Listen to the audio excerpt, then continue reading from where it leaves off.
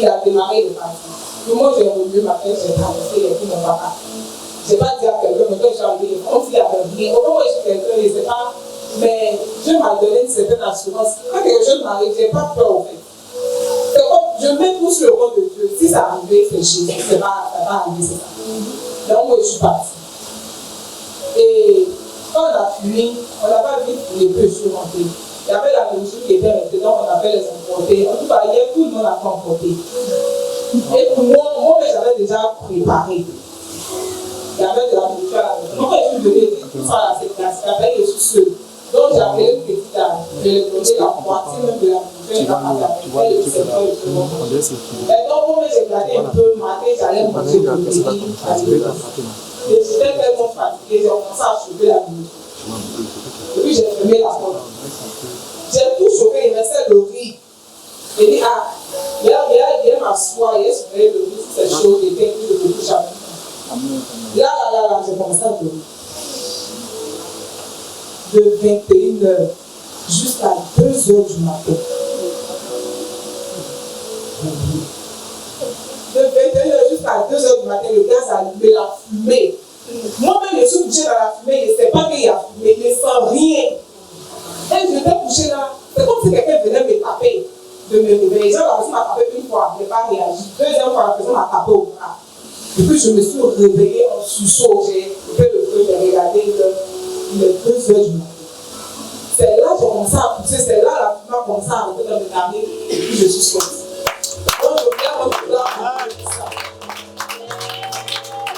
Je ne sais pas si il a pu me faire ça. Donc ce matin, je suis venu avec cette enveloppe pour dire merci à Dieu. Amen. Alléluia. Est-ce qu'on peut tous acclamer le Seigneur? Alléluia. Alléluia. Je veux dire merci à Dieu ce matin parce que Dieu combat pour moi en secret. Moi, je me tiens devant vous actuellement là. Je ne sais pas ce que je vais faire prochain, mais les sorciers sont contre moi. Je ne sais pas, mais je reçois tout le temps de l'attaque. Les activités que je fais, rien ne marche, tout est bloqué. Et je suis venu ici expliquer à David. David m'a donné 5 scènes qui avaient aspergé dans ma maison. Et lorsque j'ai fait cela, le matin, subitement, j'ai commencé à recevoir des appels partout.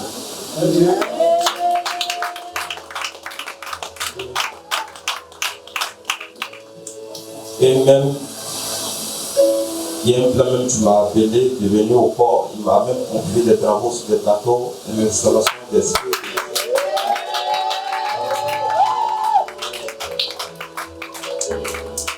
Mais, dans ce temps, les sorciers sont avec moi.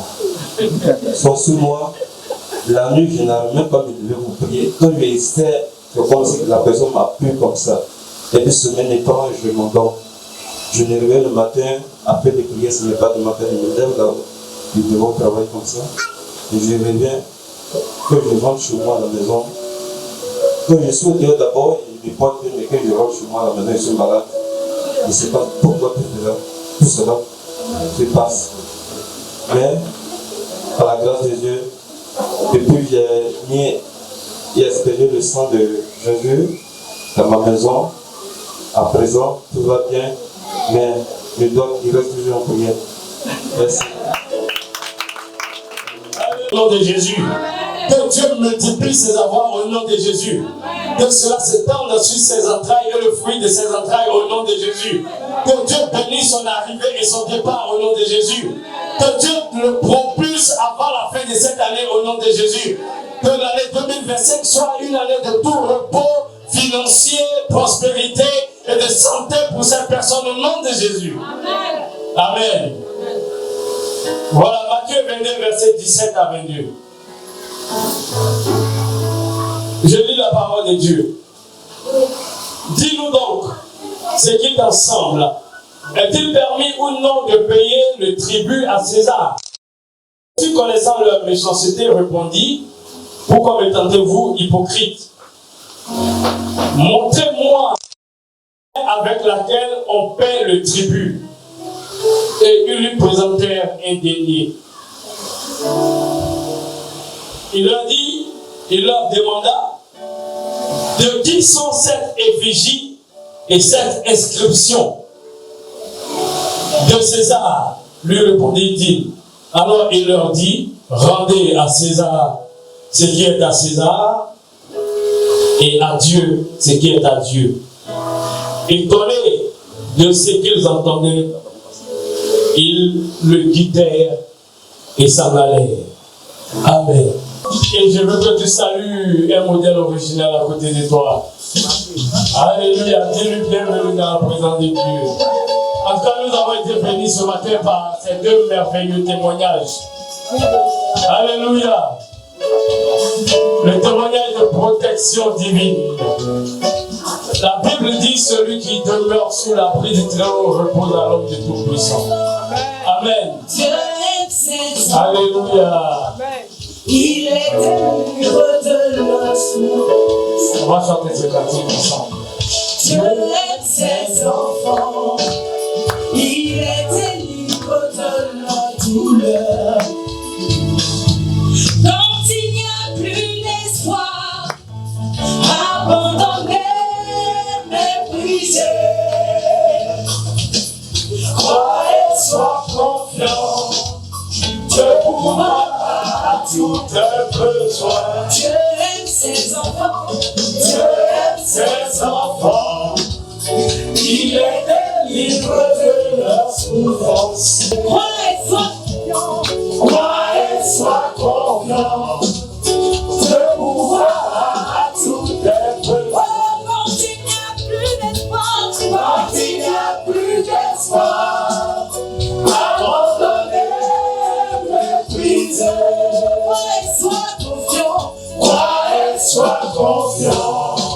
Dieu pourvoira tous tes besoins. Crois et sois confiant. Crois et sois confiant. Dieu pourvoira tous tes besoins. Alléluia. Amen. Alors je vous souhaite tous la bienvenue à la mission Élie internationale, la branche de Yopougon. Selvé. Bien-aimés, aujourd'hui nous sommes le 10 novembre 2024. L'année est en train de finir. Et on a commencé depuis un mois notre prédication, notre thème sur la prospérité financière. Et je me suis attardé et je m'attarde encore sur la dîme.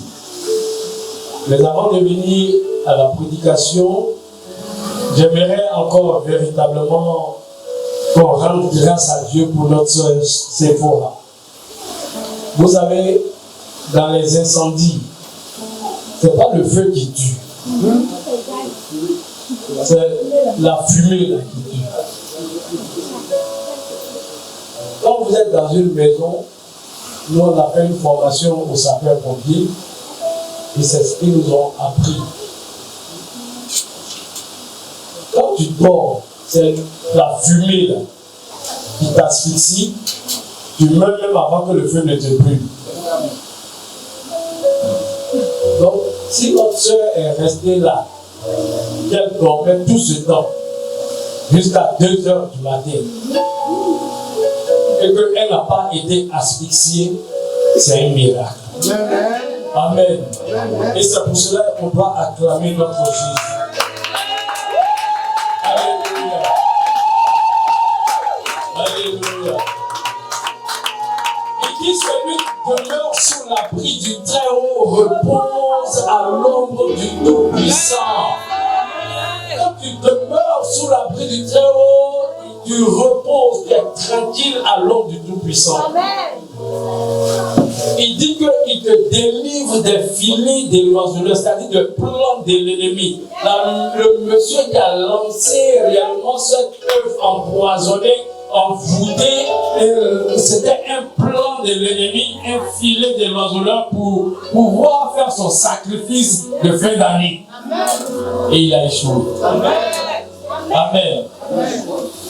La Bible nous dit également dans le psaume 91 qu'il nous ouvre de ses plumes. il nous couvre de ses plumes. Et Dieu a sa main sur chaque personne qui le confesse. Voilà pourquoi on peut encore avoir notre soeur parmi nous. Sinon, on allait entendre une mauvaise nouvelle. Et ça n'arrivera pas au nom de Jésus. Alléluia. Le deuxième témoignage est pareil. Depuis un moment, le frère m'appelle. Ça fait peut-être 2 semaines que c'est bloqué. Qu'il y a un intrus même dans sa maison qui veut sa mort. Et tout cela, il m'en a parlé. Je lui ai dit, bon, la première chose que tu vas faire, faut prendre le sang de Jésus. C'est pas petit. La Bible dit quoi?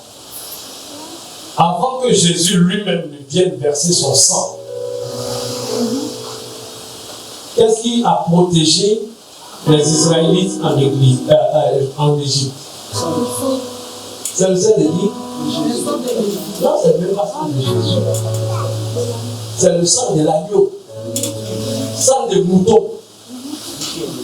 Et on a mis devant les ponts. Et plus personne n'est mort. Maintenant, le vrai sang même est là. Le sang de Jésus lui-même est là. Et il a dit, vous verrez ceci en mémoire de moi. C'est un mystère et ce sont des choses qui nous indiquent. Regardez, les mouchoirs que Paul a touchés guérissaient les malades. Vous voyez, comme Dieu nous donne également des armes, le sang de Jésus. Et il a dit, ce n'est pas mon sang que vous allez voir, mais le vin que je vous donne. Le vin. Spirituellement, ça représente mon sang. Et tu ne peux pas engager ce sang de Jésus là dans ta maison et puis tu ne vas pas avoir de protection. Et je lui ai dit, il est venu ici même et puis après la Sainte Seine, on lui a donné. Et il allait verser. Et voilà le témoignage qu'il rend, qu'à partir de maintenant, ses affaires se sont débloquées. Mais ce n'est pas fini. Le vendredi, il était là, on a prié. Et je lui ai dit, continue de mettre le sang et continue de mettre l'onction d'huile, l'onction d'huile. Vous n'avez pas d'onction d'huile dans votre maison. Alors qu'il est écrit dans Jacques que quelqu'un est-il malade qu'il appelle les anciens et qu'il loigne d'huile. On consacre une maison avec l'huile, on consacre un temple avec l'huile, on consacre un roi avec l'huile, on consacre un prophète avec l'huile, on consacre un pasteur avec l'huile. L'huile représente la présence du Saint-Esprit. Il y a un homme de Dieu qui disait que c'est comme on avait pris l'Esprit de Dieu et l'a mis dans une bouteille. Amen. Donc quand tu mets, c'est l'Esprit de Dieu qui est là. Amen. La grande sorcière Hélène, racontée par Rebecca Brown, elle dit la chose que le diable n'aime pas, c'est l'huile dans la maison, l'onction d'huile. Acheter des bouteilles d'huile. Nous-mêmes, on avait dit qu'on allait faire comme on faisait au début. Au début, je consacrais des petites bouteilles d'huile et puis on les vendait à 1000 francs. Je pense que je vais recommencer cela. Je pense qu'on va recommencer cela. Et quand tu le fais, il n'y a pas un sorcier qui va sortir de son corps dans ta maison. Pourquoi je le dis? C'est écrit dans Ézéchiel. L'Esprit de l'Éternel les fera fuir. Donc quand tu mets, c'est comme tu as mis l'Esprit de l'Éternel dans ta maison. Et quand il sort de son corps, demandez à presque tous les pasteurs. Il y a une fois un jour qui est venu et qui a été accusée de sorcière dans son église. Elle embromait les gens, on va prier, tu as sauvé. Elle attaque. Et c'est là, dans l'église de la mission ici, c'est dans l'église d'un ami. Et comme le pasteur a appelé la dame, ce que tu fais là, faut arrêter. Elle dit, tu n'es pas sorcier. Il dit, tu n'es pas sorcier. Elle dit, tu n'es pas sorcier. Il dit, bon, voilà, l'huile d'onction. faut aller te frotter, ça faut te prendre dans la ça. Elle dit, il n'y a pas de problème, elle a pris, elle s'est pomadée. Erreur. Toute la nuit, là, elle a commencé à pleurer, mais elle venait dire au pasteur, ah, vraiment, voilà. Ne négligez pas ces choses. Amen. Ne négligez pas ces choses. Amen. Voilà pourquoi il faudrait que vous ayez l'huile d'onction. Ici, on a déjà fait l'aspersion des sang une fois. Vous savez ce qui est étonnant? Depuis ce temps qu'on a fait l'aspersion des sang, moi j'ai ma bouteille encore là-bas. Le vin là, c'est pas gâté. Le vin là, c'est du vin. Normalement, vin là, ça fait quoi? Ça se fermente. Ça se fermente. Ça fait peut-être 6 mois qu'on a fait ça. Le vin là, c'est toujours intact. Ça est dans mon bureau. Donc, de temps en temps que je suis inspiré, surtout à la fin des mois, bien pour commencer le moment, je transperce dans mon bureau. Amen. Voici des choses que Dieu nous a données. Amen. Petit cher, lui, ça apprend, il grille, ça agit. Ce n'est pas le sang de Jésus qui va agir. Alléluia. Amen. Donc, voici un peu comment Dieu nous garde et qui nous donne aussi certains secrets. Amen. Que Dieu vous bénisse. Amen. Voilà, on va terminer aujourd'hui sur le thème de la prospérité, mais notamment la dîme. Et c'est pour cela qu'on va lire la parole de Dieu, je vais prier et on va l'écouter. Mais avant, tout à l'heure, je pense qu'au milieu de la prédication, bien après la prédication, il y a le pasteur Balo qui va passer ici. On s'était déplacé à une cérémonie où il nous avait invités. Qui se rappelle? Amen. Voilà, et ce pasteur va venir ici parce que il a été beaucoup éprouvé. Il a sa femme qui est décédée il y a des années, elle était enceinte et pratiquement elle est morte de manière bizarre. Mais aujourd'hui, Dieu lui a envoyé une nouvelle femme. Alléluia. Donc, il m'a choisi, donc il nous a choisi pour être le témoin de son mariage le 7 décembre. Donc aujourd'hui, il fera un tour ici avec sa femme pour la présenter, pour qu'on puisse réellement être invité officiellement par lui. Donc tout à l'heure, ils seront là et on va les présenter. Le mariage, c'est le 7 décembre. Amen. Donc attendons-nous à lui pendant que je vais prêcher, peut-être il va venir ou alors il va venir juste après la prédication. Amen. On va prendre nos Bibles dans Matthieu 22, verset 17 à 22.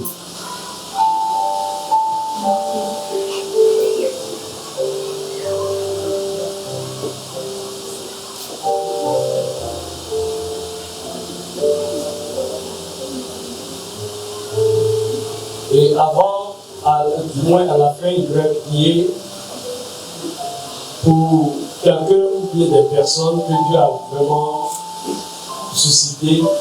Vous voyez, aujourd'hui, on est au crayon, on est au ventilateur. C'est l'œuvre de quelqu'un. Amen. Moi, mais je ne sais pas c'est qui.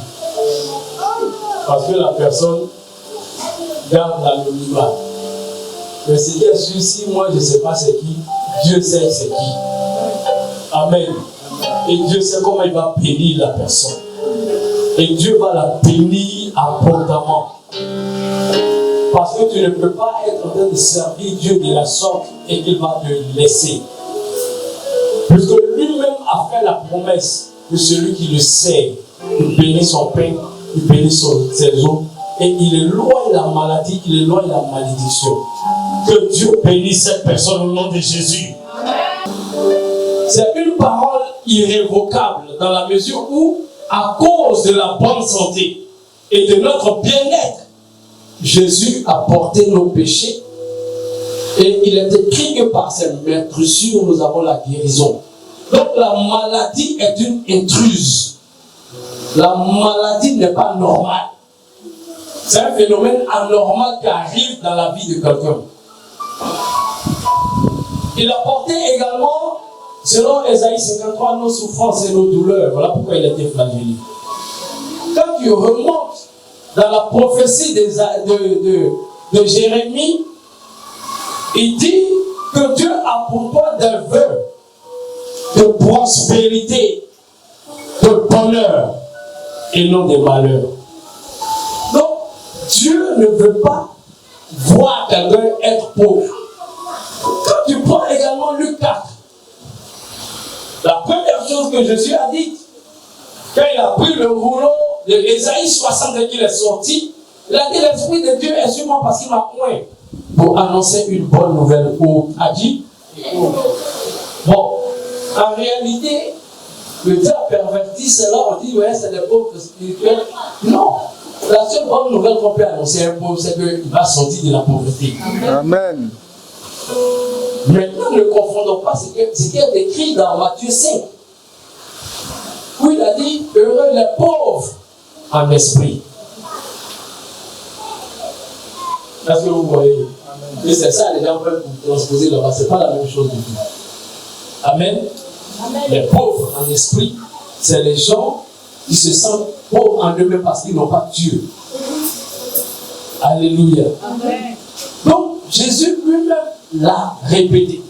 La Bible nous dit encore dans le livre de Corinthiens, de riche qu'il était, il s'est fait comment? Pauvre, afin de nous enrichir. Amen. Il y a tellement de versets. Dieu ne peut pas donner tout cela. Dieu n'est pas un menteur. Et d'ailleurs, nous sommes à l'image de Dieu.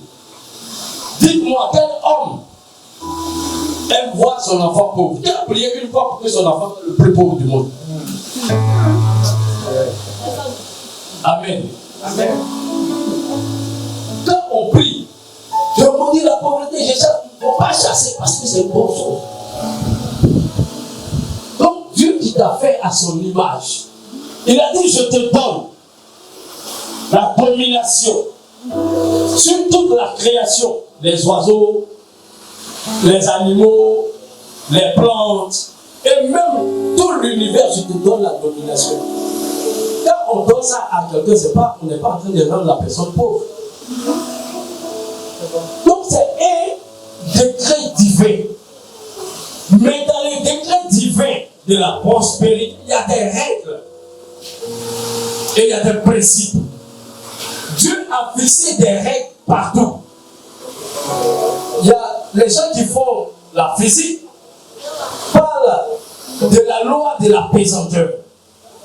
Quand tu lances un caillou en l'air, attends-toi à ce que le caillou redescende. Ça, c'est une loi. Ça marche pour les païens, ça marche pour les chrétiens. Il a dit, il y a encore une autre loi qu'on appelle la loi de la semaille et de la moisson. Tu ne peux pas s'aimer quelque chose et puis tu ne vas pas voir ça pousser. Mais comment ça va pousser là? Toi, tu ne sais pas parce que c'est Dieu qui fait son mystère. C'est que tu as semé là, ça meurt et puis ça repousse. Là, tu n'es pas au courant. Mais tout ce que tu sais, c'est que tu as semé là. Tu t'attends naturellement à accueillir ça. Mais comment ça va venir là? Toi, tu n'es pas, c'est pas ton problème. Quand les gens vont au champ, ils ne font que semer. Et puis ils attendent la pluie et ils attendent la période pour aller récolter ce qu'ils ont semé. Dieu dit que c'est une loi. Et même une loi permanente, perpétuelle. Il dit tant que le ciel ne va pas passer, tant que le soleil va toujours se lever, il y a toujours une loi. Et Dieu a encore fait plusieurs lois. La loi, par exemple, du soleil qui se lève à l'est et qui se couche toujours à l'ouest. Il se lève toujours à l'est et se couche toujours à l'ouest. Est-ce que le soleil a changé un jour pour dire je me lève à l'ouest? Parce que c'est une loi. Et la Bible est remplie de lois qu'on appelle aussi des principes. Et c'est ce principe-là que nous vous enseignons. Dès que Dieu m'a mis Zola et m'a appelé, et les premiers chrétiens, il y a 2 ou 3 qui sont encore là, qui ont commencé la mission avec moi, je leur ai dit, et je continue encore de le dire, je ferai tout pour que tu sois prospère. Même si toi-même tu veux être pauvre. Amen. Et je suis la trajectoire. Tout ce que je peux faire, moi, c'est de s'aimer. c'est de t'apprendre, de te parler, de t'éclairer. Mais là, si tu le fais, gloire à Dieu. Si tu ne le fais pas aussi, gloire à Dieu. Les gens voulaient piéger Jésus, ils ont dit quoi? Est-ce qu'on doit payer l'impôt à César? La Bible nous dit ici que Jésus a vu la méchanceté de leur cœur. Mais comment est-ce que tu peux être dans un état et puis tu vas refuser de payer l'impôt? Et je vous ai dit les dernières fois que l'impôt, on paye l'impôt contre notre gré. Tu veux pas, tu vas payer l'impôt. Amen. Et même sur les bulletins de salaire, on a un impôt qu'on appelle impôt sur salaire. C'est-à-dire que tu payes, on prend impôt dessus. On l'appelle IGR, impôt général sur le revenu. IGR, impôt général sur le revenu.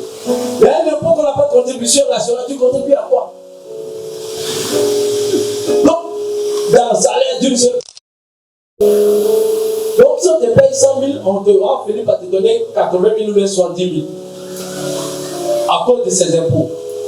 Et ces impôts vont où? Dans la main de l'État.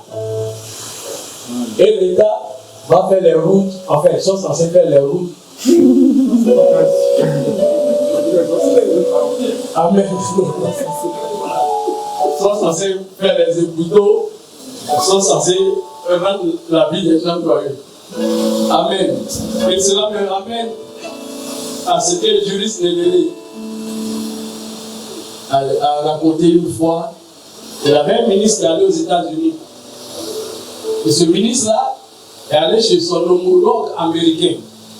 Arrivé chez son homologue, là, il voit la maison de son homologue, une belle maison, très jolie. Et puis il demande, mais comment tu as fait pour faire cette maison? Et puis son homologue américain lui dit, tu vois le pont qui est là-bas, là, le pont, tu vois le pont là.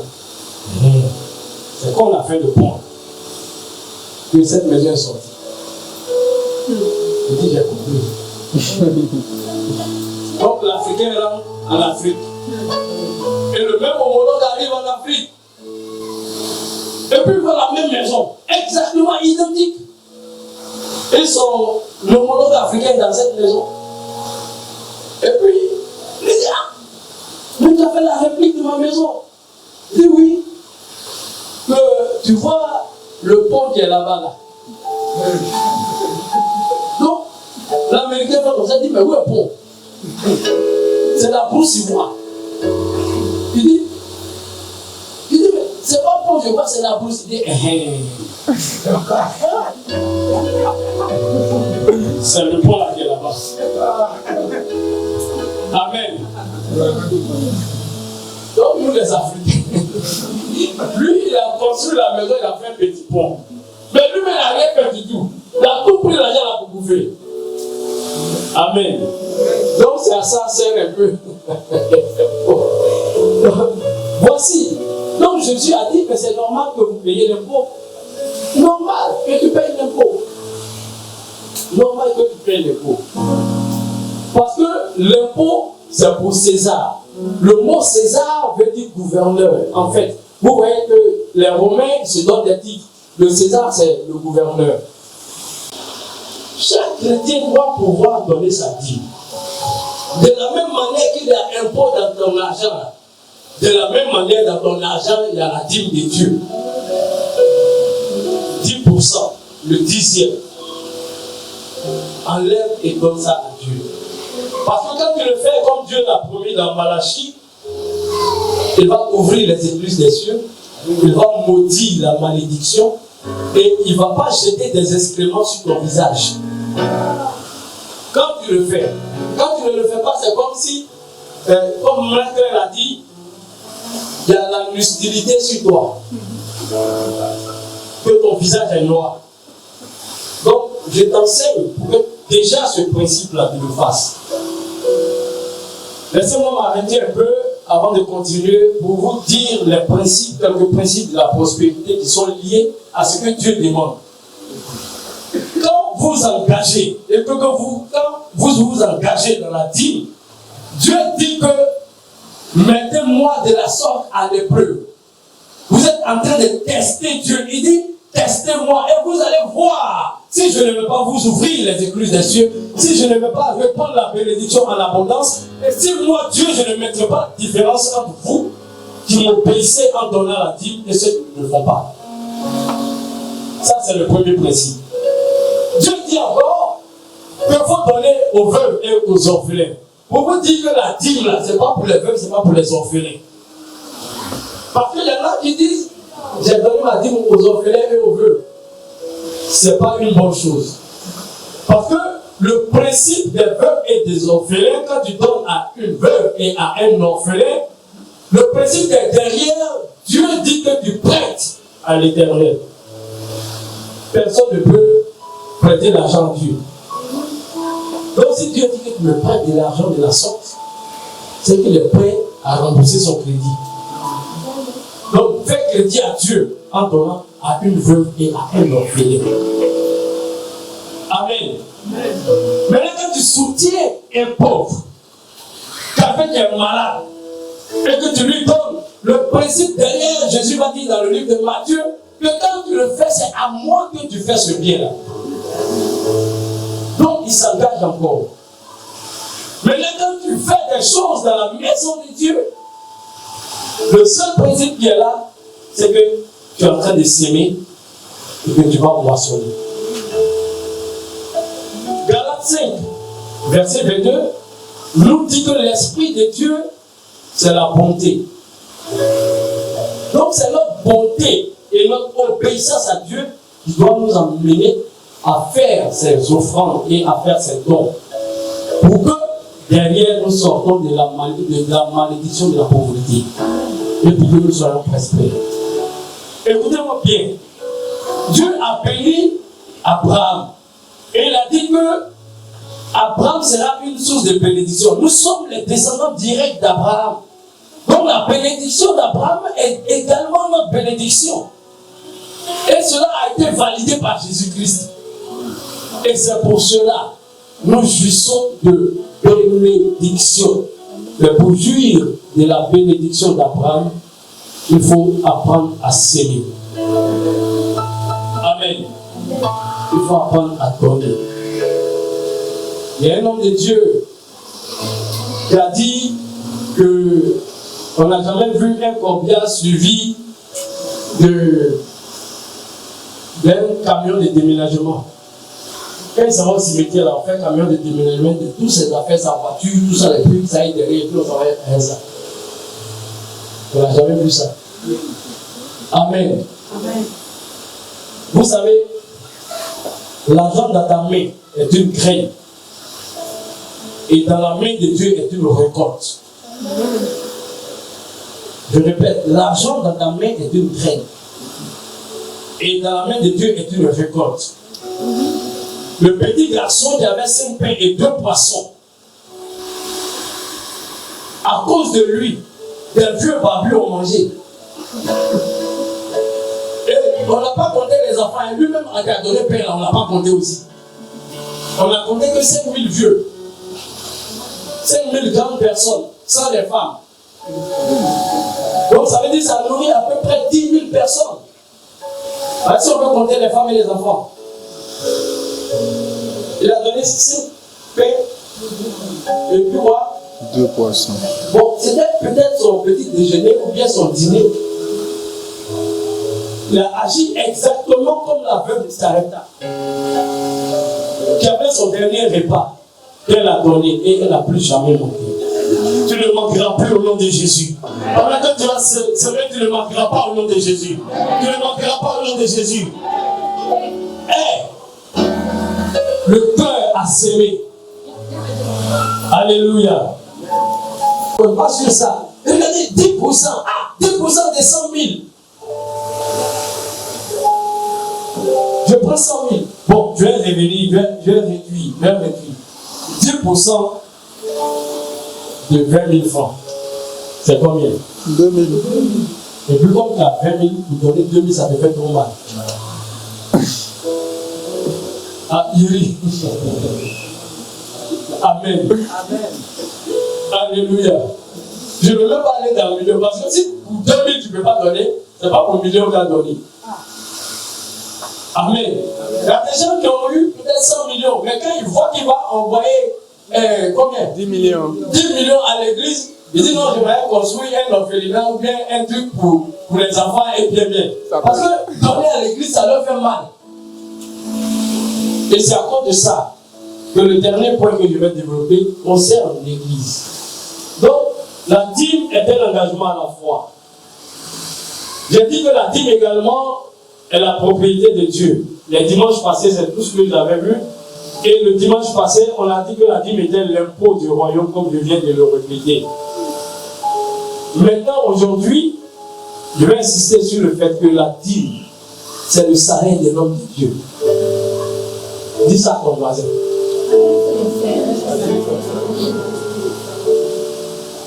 Est-ce que toi, si tu travailles, ne te paye pas, tu seras content? Vous savez, Dieu a fixé cette règle depuis Lévitique. Jacob a eu 12 fils. Et parmi eux, il y en a qu'on appelle Lévi. Et c'est Lévi, il a dit que vous allez être au sacerdoce. Et les sacrificateurs, c'est-à-dire les pasteurs, vont quitter au milieu de vous. Mais eux là, ils n'ont pas droit à l'héritage. Quand vous allez chasser les Phérésiens, les Jébousiens, les Étiens, les Éviens, tous les tiens là, qui adorent des fétiches, à cause de leurs fétiches, moi je vais prendre leur nation là pour vous les donner. C'est à cause de ça, Dieu, il va toujours élever son enfant dans une entreprise de païens. Parce que lui, il va prendre son argent pour aller chercher femme des gens. Il va prendre son argent pour pouvoir aller boire la bière. Il va prendre son argent pour faire des corruptions. Il va prendre son argent pour mal vivre. Donc Dieu va lui enlever la place. Il va dire, pousse, mon fils va s'asseoir parce que lui donne la dîme. Et c'est une réalité. Amen.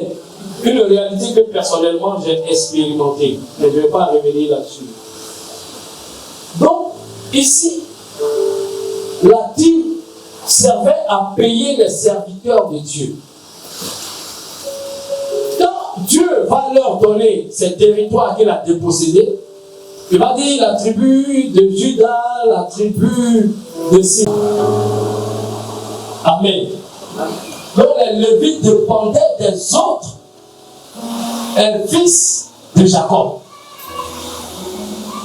Et c'est comme ça qu'ils étaient payés. Et aujourd'hui, ça continue. Il y a des gens qui vont être appelés, qui vont même quelquefois abandonner le boulot. Et c'est ce que Pierre a fait. C'est ce que Barthélemy, les fils de Zébédée, du moins Jacques et Jean ont fait. Ils étaient dans leur entreprise prospère de pêche. Ils étaient des grands entrepreneurs de pêche. Quand Jésus est venu, ils ont tout laissé. Ils sont partis. À tel point que quand ils suivaient Jésus, un jour, Pierre, il est trop audacieux. Moi, j'aime le disciple Pierre. C'est lui qui a dit, quand Jésus lui a dit qu'il va mourir, il dit non, ça ne va pas t'arriver, pourquoi tu vas mourir? Jésus lui a dit, rien de moi, Satan. Parce qu'il veut bloquer le plan de Dieu. C'est le même Pierre qui a dit que même si tout le monde t'abandonne, moi je ne vais pas t'abandonner. Et d'ailleurs, quand ils sont venus arrêter Jésus, il a pris et puis il a coupé l'oreille de quelqu'un. Mais après, il a renié. Donc ce Pierre, pendant que Jésus était avec lui, il a dit, bon, nous, on a tout quitté, on a tout laissé pour te suivre. Maintenant, nous, on gagne quoi dans ça? Le gars là, c'est un gars. Bon, il dit, on a tout quitté. Et puis, on a te suivre. On a laissé notre bateau de pêche. Maintenant, on vient. Nous, on gagne quoi dans ça? Et Jésus va lui dire, il n'y a personne qui a quitté son père, sa mère, ses frères, ses soeurs, ses entreprises, et qui m'a suivi, qui n'a pas eu au centuple de ce qu'il a fait. Parce que l'or et l'argent appartiennent à Dieu. Et l'or et l'argent des serviteurs sont dans la poche des gens. Alléluia. Jésus est sage, hein? Est-ce que tu peux acclamer le Seigneur? Amen. Et voilà l'apôtre Paul, qui lui qui a été appelé en dernier moment comme apôtre. Vous savez que Paul fabriquait des tentes. Et il avait cette activité qu'il partageait avec un certain Aquilas venu d'Italie. Mais à un moment donné, Paul va abandonner ça. J'ai été surpris de voir ça dans la Bible. Parce que j'ai toujours pensé que Paul fabriquait des tentes. Il continuait du moins. Mais à un moment donné, il a abandonné ça pour se mettre pleinement au service du Seigneur. Amen. Et voilà ce Paul qui va dire ceci. Dans 1 Corinthiens 9, versets 11, 13 et 14. Vous lisez tout le chapitre de Corinthiens, ça concerne cela. Du Corinthiens 9, ça concerne cela. Mais au verset 11, voilà ce qu'il a dit. Si nous avons semé parmi vous d'un bien spirituel, est-ce qu'une affaire si nous moissonnons vos biens temporels? Je suis en train de vous enseigner comment vous défendre devant les démons, comment attaquer les démons. Amen. Oh yes. Comment bien vous comporter dans vos foyers, comment bien éduquer vos enfants, comment se comporter au travail pour que tu sois prospère dans ton travail. Comme je ne connaissais pas tout ce plan, j'habitais ici aujourd'hui, j'habitais cette maison. Je suis allé prendre une maison de l'autre côté qui fait 3 fois le prix de la maison que je payais ici. Imaginez si je payais 50 000, 3 fois ça fait combien? 150 000. Donc tu laisses maison 50 000 pour aller vivre dans la maison 150 000, ton église est fermée, on ne t'a pas donné d'argent. Maison d'écran, les factures là, il y a tellement de chambres que les factures là, ça vient 100 000, 200 000. Et je dis, Seigneur, dans ma carrière d'enfant de Dieu, c'est des plans que je n'avais jamais imaginés. Amen. Et alors, je reste là, et il y a Covid, l'église est fermée. Quelque temps après Covid, il y a une grande église qui vient prendre notre espace là, où l'église va s'ouvrir. Vous êtes tous témoins, c'est fermé. Tout ça, je viens d'abandonner le travail. Amen. Et voilà, je me voici maintenant. Comment je vais payer les gens de 150 000? Comment je vais manger? Comment je vais payer mes factures? Mais bien aimé, je vous dis devant Dieu que jusqu'aujourd'hui, je ne dois pas 5 francs aux propriétaires. Jusqu'aujourd'hui, la nourriture n'a jamais manqué dans ma maison. Jusqu'aujourd'hui, voici ma voiture qui elle a toujours été réparée, elle a toujours été conduite. Amen. Amen. Dieu m'a fait des provisions divines inespérées. Ma voiture qui est là, c'est quelqu'un qui paye l'assurance. J'envoie la voiture au garage, il y a toujours quelque chose qui se passe. Et j'ai commencé véritablement à compter entièrement sur Dieu jusqu'aujourd'hui. Et on est venu ici, la moitié de l'église est partie. Non, pas la moitié, plus de la moitié. Amen. Donc, dans ceux qui sont partis, il y a d'autres qui disent oui, c'est plus la même, c'est un vrai pasteur, c'est plus la même, c'est plus la même, chacun a dit pour lui les partis. Amen. Et vous voyez que Dieu a toujours soutenu son serviteur. Quelqu'un que Dieu lui-même soutient comme ça. Si toi, je participe de ce que Dieu fait pour lui, dis-toi déjà que tu es un dossier à part classé que Dieu va bénir. Amen. Alléluia. Amen. Donc ici, pour mon histoire, je m'arrête là. Il y a un serviteur de Dieu, un ami, qui me dit, si c'est moi, si c'était moi à ta place, 14 millions, il va me donner. Mais vous savez, quand Dieu veut te bénir, il va t'apprendre à d'abord ne pas compter sur l'argent. Parce que l'argent, On l'appelle maman. Donc tu ne peux pas compter sur l'argent et puis compter en même temps sur Dieu. Tu comptes sur Dieu et puis il va t'envoyer l'argent. Amen. Amen. Parce que l'argent va pas te conduire à Dieu. Mais Dieu lui va te conduire à l'argent. Alléluia. C'est à cause de ça qu'il met la dîme. Pour que tu n'attaches pas ton cœur à l'argent. Il met les offrandes pour ne pas que tu attaches ton cœur à l'argent. Et quand tu vas attacher ton cœur véritablement à Dieu, Dieu va pouvoir, Dieu va te faire grandir et Dieu va t'amener au sommet. Il n'y a pas quelqu'un qui donne pour Dieu et qui sert Dieu qui n'est jamais au sommet. Il n'y en a pas. Alléluia. C'est un processus. Il va t'enlever au point A pour t'amener au point B, au point C, etc. Tous ceux-là même aujourd'hui qui ont les grandes églises telles que le vase d'honneur. Mais moi j'étais étonné, surpris que l'église vase d'honneur ait la mission, comme elle appelle, le message de vie, à 30 ans. J'étais surpris. Le pasteur Sanogo a eu sa conversion en 87. Puis déjà à partir de 87 ans après, il était déjà dans le ministère. Aujourd'hui, ces églises fleurissent partout. Mais regardez que lui aussi, il a vu là. Il n'y en a pas un. David est pareil. Mais Dieu va te conduire dans une marche. Quand je parle des serviteurs de Dieu, tu conduis dans cette marche. Premièrement, tu ne vas plus attacher ton cœur à l'argent. Deuxièmement, tu ne vas pas compter sur quelqu'un. Et il va t'apprendre cela. Et c'est comme ça que tu vas évoluer. Donc je disais qu'il y a un homme qui me dit, si c'est moi, les 14 millions, il n'y a pas laissé, je vais aller porter plainte, on va aller à la justice. Et qu'il m'a dit ça a tourné un peu dans ma tête. J'ai vu 14 millions, je me dis que c'est vrai, on dirait c'est vrai. Hein? Et Dieu va me parler clairement. Il va me dire, Dieu parle. Dieu qui parle. Il me dit, ah, tu te plains pour les 14 millions. Et tu veux même aller porter plainte, aller en justice. Tu veux écouter celui-là. Mais au moment où tu chômais et que tu as eu ce travail-là, est-ce que tu as passé un test? Est-ce que tu as passé un concours?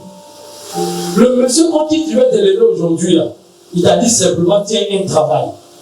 Et pendant 10 ans, tu as gravi des échelons et tu es devenu un grand patron et tu es devenu un homme respectable. Pourquoi est-ce que tu vas aller porter plainte? Quand tu comptes tout l'argent que tu as eu toutes ces années-là, est-ce que ça ne dépasse pas c'est que c'est 14 millions? Éloigne-toi de la méchanceté. Est-ce qu'on peut acclamer le Seigneur? Bon, quand tu entends quelque chose comme ça, hein? 14 millions là. Amen. C'est que Dieu te réserve le meilleur. Mais il va t'apprendre comment est-ce que tu dois compter sur lui pour pouvoir entrer dans ton meilleur. C'est à cause de ça que Dieu va te dire, il faut donner d'abord la dîme. À compter sur Dieu pour la maladie. Bien aimé, ma femme a fait le AVC pendant cette période difficile. Elle est morte pratiquement dans ma main. On était deux dans la chambre à 3h du matin. J'ai prié, elle est revenue à la vie. Ma femme n'est pas paralysée, elle n'a rien. Alléluia. Je n'avais pas un rond. Même l'argent pour payer l'essence. Dieu l'a préservé. C'est comme ça que Dieu veut que tu l'expérimentes. Alléluia. Quelqu'un peut acclamer le Seigneur. Et je vais lire le dernier verset. Il dit demain, Galates 6 dit que celui à qui l'on enseigne la parole passe part de tous ses biens à celui qui l'enseigne. Que celui à qui l'on enseigne fasse part de tous ses biens à celui qui enseigne. Laissez-moi vous apprendre quelque chose qui a été une bénédiction pour moi. Pasteur Balou est là. On dit à bon Martin qui vient de loin, il me connaît depuis, on se connaît, ça fait plus de 20 ans quand même. Amen. Vous savez, j'étais aux assemblées de Dieu. Et puis là-bas, c'est une grande église. L'assemblée de Dieu a plus de 100 ans en Côte d'Ivoire. Et à un moment donné, les pasteurs venaient se réunir là au Koweït, parce que c'est là-bas que j'étais à Jérusalem. Et notre pasteur, que lui connaît bien, il est toujours là. Quand il recevait les gens, mon épouse et moi, on préparait, j'ai déjà dit ça ici plusieurs fois, on préparait un grand repas. Et on partait déposer parmi les repas que les gens amenaient. Vous savez quoi? C'est nous notre repas que le pasteur mangeait. Et finalement, ils ont découvert qu'on voit ce repas. Donc, ils savaient que c'était nous. Donc, quand il y a le rassemblement des pasteurs, on dit, ah, Maman Boni, les pasteurs arrivent, hein? Et puis, on envoie le repas. Vous savez, et c'est de ce repas, de ces repas, que la bénédiction a commencé dans ma vie. J'étais à Bobo-Doulé, dans le cours commune. Cours comment? Commune. Moi, mon père est gendarme, je n'ai jamais vécu dans la cour commune. J'ai vécu toute la vie là. Parce qu'il était adjudant. La cour commune, jamais. Et j'ai vécu dans cette cour commune. Mais vous savez quoi? C'est dans la cour commune là que j'ai acheté ma première voiture. Alléluia. Est-ce que tu peux acclamer le Seigneur? Parce que j'avais compris le mystère du donné. Le mystère du donné. Et mon appel va commencer à partir de ces choses. Quand tu donnes la langue de Dieu, tu donnes, peut-être toi-même là, ton appel n'est pas loin. Et ça te prépare. Et le pasteur Ballon est là, il va le confirmer. Quand j'ai quitté les assemblées de Dieu, où j'ai atterri, c'est dans son église. Vous savez, j'ai compris aujourd'hui pourquoi. Pourquoi? Aux assemblées de Dieu, il y a un âge pour que tu ailles à l'institut pastoral. Or, moi, j'avais dépassé cet âge. Donc, je ne pouvais plus aller à l'institut pastoral. Et le pasteur Ballon organisait beaucoup de programmes. C'est dans l'un des programmes du pasteur Ballon que les gens des assemblées de Dieu que je fréquentais, je n'allais pas dans son église. J'allais aux assemblées de Dieu, mais quand il avait des programmes, je venais diriger. Et c'est dans l'un de ces programmes que les gens des assemblées de Dieu m'ont découvert. Et à partir de là, il dit, mais on a un frère qui vient à l'église, qui vient à l'église derrière, il est assis tranquille. Mais de toute façon, il s'est dirigé. C'est comme ça que j'ai commencé à diriger les assemblées de Dieu. Et c'est comme ça que j'ai pris des responsabilités et tout ça. Mais quand j'ai quitté les assemblées de Dieu, Dieu m'a conduit chez lui. Dieu m'a conduit chez lui. Quelque temps après, il va faire un grave accident où sa mâchoire est cassée, où on l'avait pris, puis on l'avait laissé sur le goudron, pris pour mort. Mais Dieu l'a ressuscité. Amen. Alléluia. Amen. Et ça va durer 1 an. Et pendant les 1 an qu'il prêchait, c'était moi. Donc ça a été mon stage.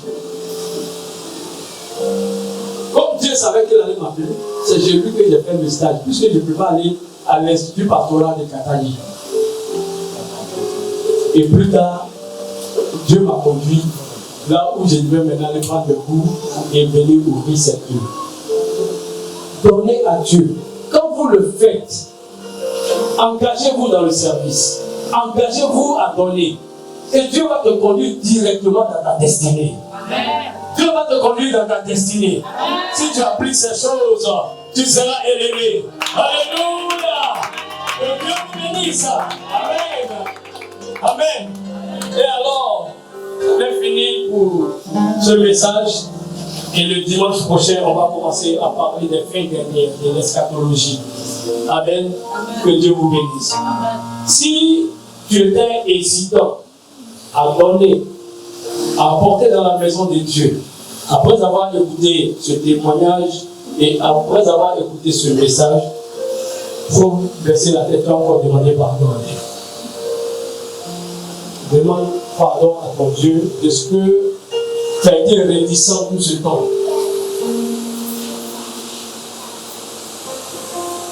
Demande pardon à ton Dieu. Tu ne donnais pas ta dîme, même pour faire les offrandes. Ne va pas murmurer. Ah, À l'église ici, on cotise tout. À l'église ici, on donne tout. Les pasteurs là-bas, ils vont payer l'argent. Amen. Il faut payer l'argent. Nous, l'argent, on donne, là, on ne sait pas où ça va. Les pensées comme ça ont traversé ton cœur, c'est pour que tu sois maudit. Tu ne peux pas aller chez un féticheur, donner un poulet et puis tu as demandé, mais comment le féticheur a préparé le poulet? Hein? Tu as peur même de demander cela.